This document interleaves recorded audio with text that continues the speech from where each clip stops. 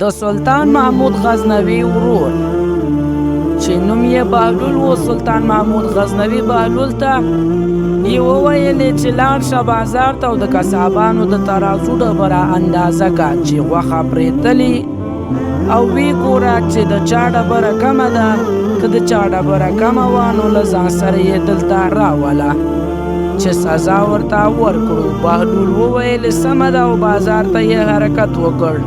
کله چې بازار ته ورسېدو نو د اول کساب ډبره یې چې اندازه کړه نو ویې لیدل چې ډبره یې ډېره کمه ده. نو بهلول له کساب نه پوښتنه وکړه چې ژوند څنګه تېرېږي. کساب ورته وویلې یوه ورځ به دا خلک خبر شي چې ما به دا چاړه په خپله خېټه کې منډلې وي او زندګي نه همدومره تنګ یم. بهلول ترې روان شو. کله چې د دویم کساب ډبره یې اندازه کړه دا هم لږ څه کمه وه.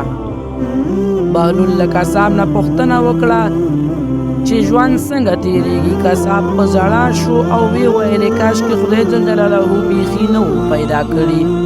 ژوند مو ډېر خراب دی، ستړی، نارامه او بې عزته ژوند مو دی.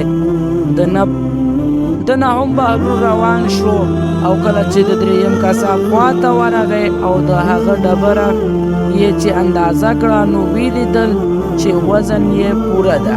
نو بهلول له کساب نه پوښتنه وکړه چې ژوند دې څنګه تېرېږي. کساب ورته وویل شکر الحمدلله ډېر ښه ژوند مې دی او تر ډېرو خلکو مې اولادونه نیک صالحه دي او ښځه مې د ښه خاندان او داسې نور کورنۍ چارې مې ډېرې ښه مخته روانې دي او له خپل ژوند نه خوشحاله یم او له الله جل جلاله نه شکر ګزاره یم.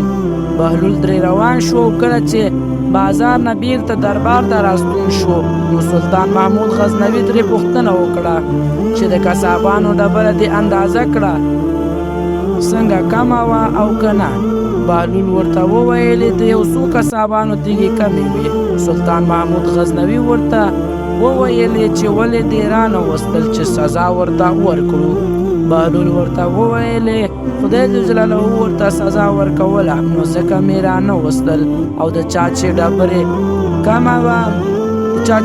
کمه وه هغوی له زندګي نه سر ټکاوه او په خپل مرګ خوشحاله ول.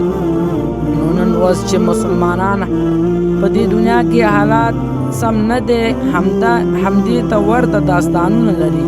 اکثره خلک مو په دنیاوي ژوند کې صادقه، رښتینې او صفا زړونه نه لري. الله جل جلاله دې